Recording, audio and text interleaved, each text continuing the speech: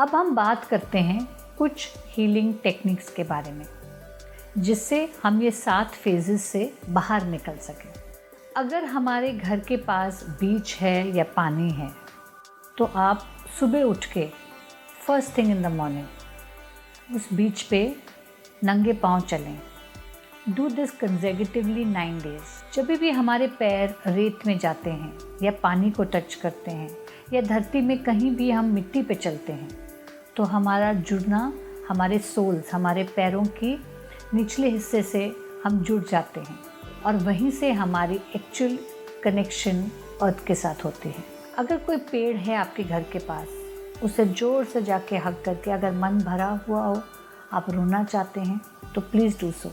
कभी भी ऐसे लगे कि हम अपने दुख को किसी के साथ शेयर करना चाहें, तो आप एक लेटर लिख सकते हैं।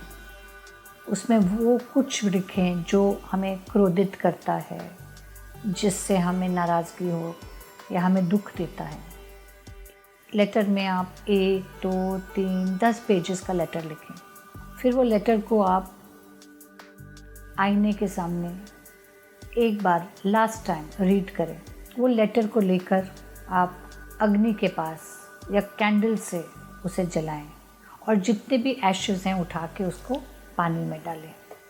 इससे आपका क्रोध, इससे आपका मोस्ट इम्पॉर्टेंटली जो हम कहते हैं हेल्पलेसनेस है, वो निकल जाता है। कई बार ये लगता है कि हम किसी के साथ अपना दुख नहीं शेयर कर सकते या हम डिक्लेयर नहीं कर सकते कि हमारा हार्ट ब्रेक हुआ है।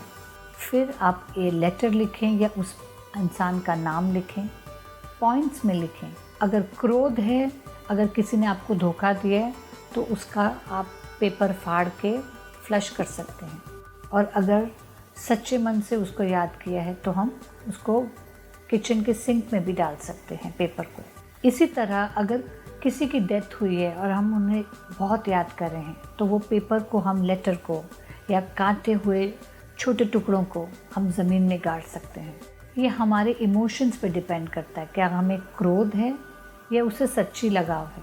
अगर कोई हमारा पेरेंट है और हम उन्हें सच्चे दिल से याद कर रहे हैं, तो उनकी फ़ोटो, उनके लिखी हुई चीज़ें या जो हम उनका नाम पेपर पे लिखते हैं, वो ज़मीन में गाड़ के उसके ऊपर एक प्लांट ग्रो करें।